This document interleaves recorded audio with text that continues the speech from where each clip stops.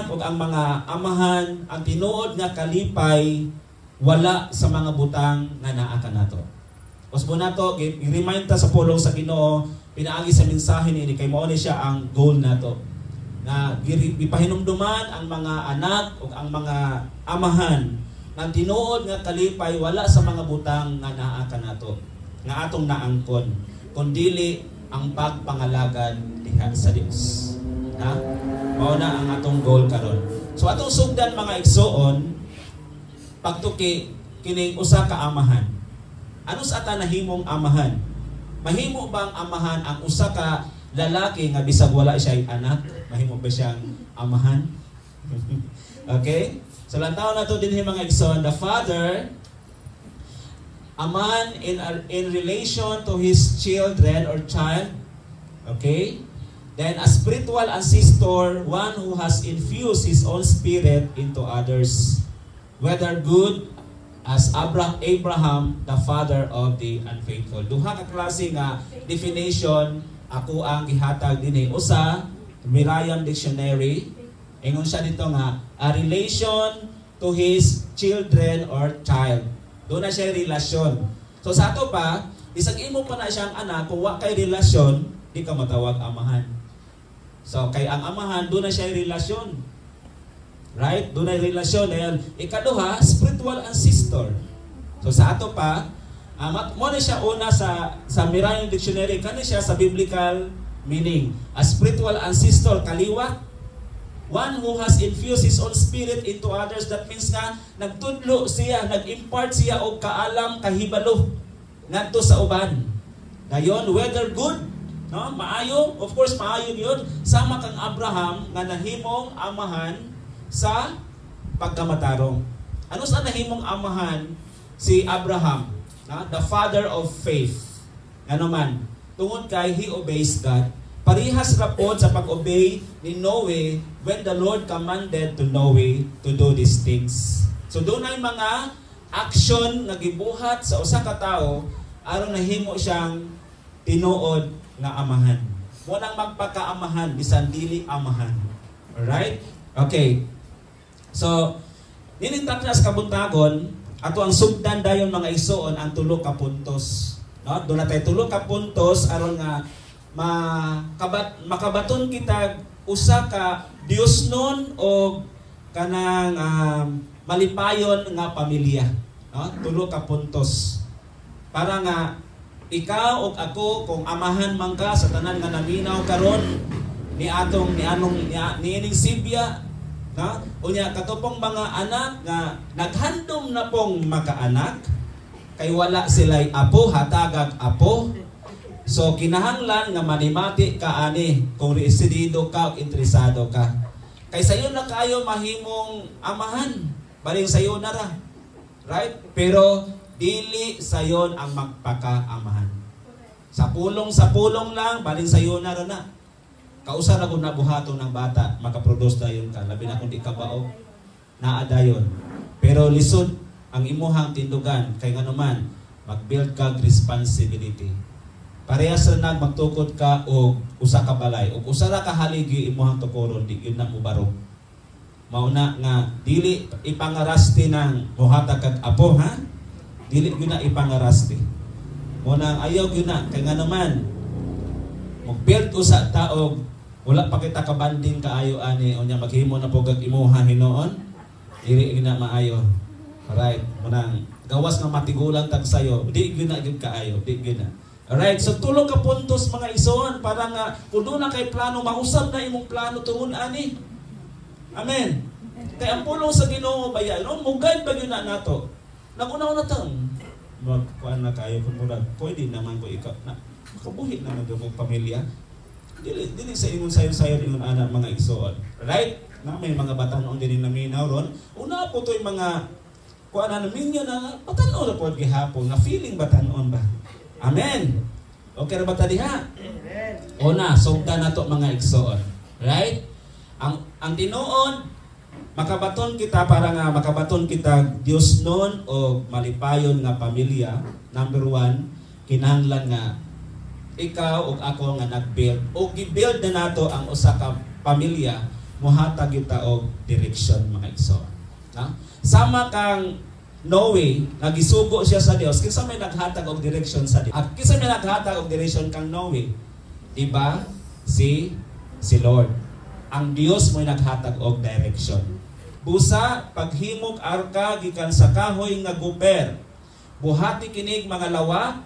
Ang gitas-on niini 133 ka metros, 22 ka metros ang gilapdon og 13 ka metros ang kahabugon. So instruction or direction ni siya mga igsoon para nga adunay buhaton makaibalo ang tawo nga mo ni ang iyahang buhaton specifically or general instruction. O siya gitawag nato GI, General Instruction. Okay? So, mo na mga igsoon nga gisulti diha sa Psalms 32 verse 8. So, ingon ang pulong sa Ginoo, matud pa ni David, I will instruct you and teach you. Okay? Ako mong unsa nang instruct?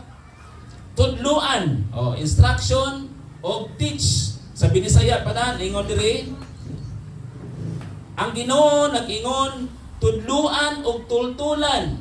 So, instruction is tultulan ka. Tug-anan ka, sultihan ka. Tudluan kung ikaw sa dalan nga angay mong subayon.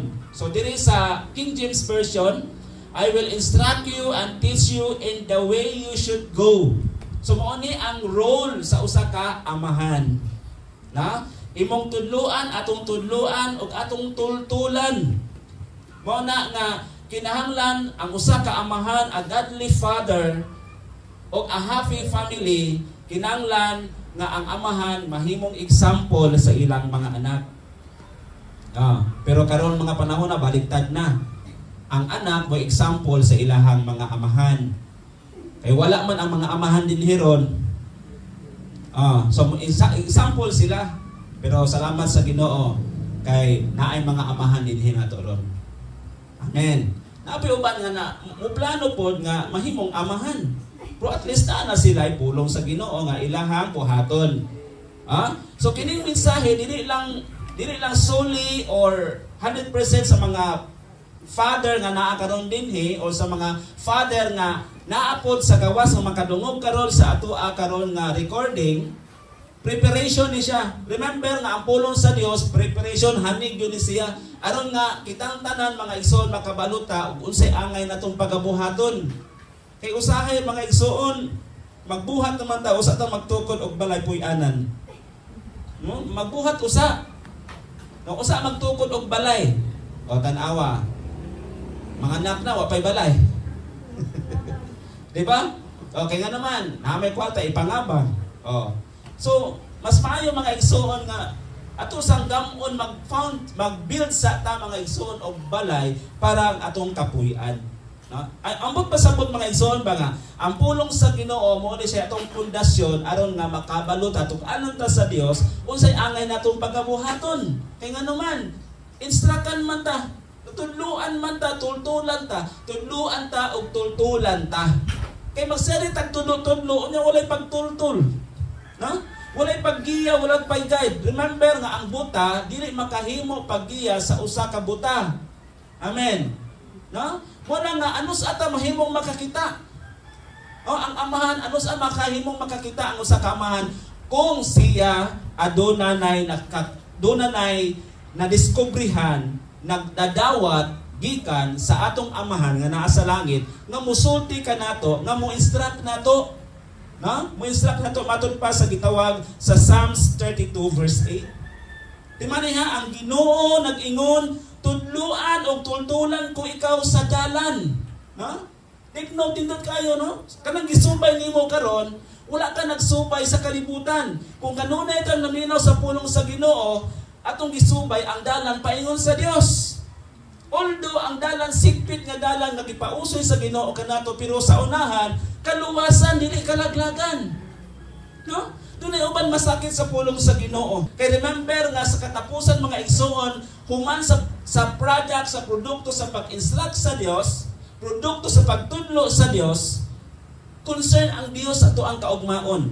Munang anos amo mo function ang gitawag sa Dios sa Jeremiah 29 29:11. Nga ang plano sa Dios kanato, plano nga kinabuhi nga madagayaon. Ano sa amo na siya mo take effect kanang planong madagayaon?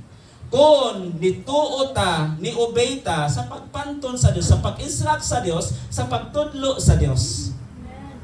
Kung naa kanunay mga igsoon ang pulong sa Ginoo nga kung sa Ilonggo pa na siya naglaygay nato. Ha? Nagtambag nato. Munang ang pulong sa Ginoo dili sakit, malipayon ta sa mga taong naluwas, kay mas malipayon ta kung dunay nagtudlo kanato. That means gitudloan ka, he or she is concerned with you. No? Muna ang Dios mga igsoon nakabalo gud siya, na siya for knowledge. Kabalo siyang sa ulahing mga adlaw pwede kang mapukan. Sa ulahing mga adlaw. That's why si Noe gi-instructionan sa Dios nga pagbuhat og arka kay nakita sa Ginoo nga nilaganap na ang kadautan sa mga tawo. No? Kung nakita niya mga igsoon mo nang iyang puuhon ang mga tao, ang mga pagkadautan sa mga tao. Para nga maluwas ang tao, human siya mo hinulso sa iyahang kalapasan, mudangop siya sa Dios, gihimong instrumento mga igsoon si Noe aron nga mag-build up siya ark. Aron tukuron pag-usab ang bag-ong pamilya nga sikin sa katong moduol sa Ginoo maluwas. Di ba? Atong awit ganiha? Unsa to yung giawit na to ganiha? Unsa giingon dito? Tuohi ang Dios ug maluwas ka. Maluwas ka, lakip ang imong pamilya. Pero historically mga igsoon, naluwas ang pamilya atong jailer tungod kay gitug-anan sa jailer mismo. Gitug-anan. Wala ra naingon dito nga nituo siya, maluwas pud imong pamilya. No, di na maluwas imong pamilya kung di nimo tug-anan. Amen. Wala na yung instruction and teaching. Kana magtudlo ta, that means nga gitudloan nato. Ya, pananitan gitudloan ta diri nya tama na po ta dinhi gihapon, wala nato gi-share ang atong nakatunan. So ang atong pag-share that is part of learning tungod kay part na unsa kalami ang imuhang nakatunan. Para sa lumingon nga the apple is delicious and sweet. Ang mansanas delicious, usa nga delicious? Lami o tamis. Paano nimo na siya ma-confirm nga tamis og lami ang apple kung wala nimo siya pakana sa imong gikaon? Di ba? So ihatag, share. I-share. So mao po ni mga igsoon nga para nga ikaw ug ako magmalampuson og aduna tay Dios nun og malipayon nga pamilya, i-share. Kay instructionan man ta unang instructionan sa Dios. Amen.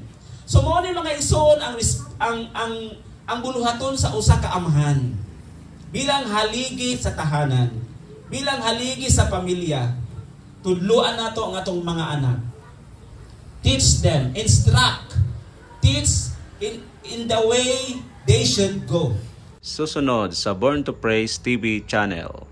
Ang pulong sa Ginoo mo ni siya atong pundasyon aron nga makabalo ta anon ta sa Dios unsay angay natong pagabuhaton. Kay ngano man instructan man ta, tudluan man ta, tultulan ta, tudluan ta og tultulan ta. Kay magseri tag tudlo-tudlo unya walay pagtultul. No? Walay paggiya, walay pag-guide. Remember nga ang buta dili makahimo paggiya sa usa ka buta.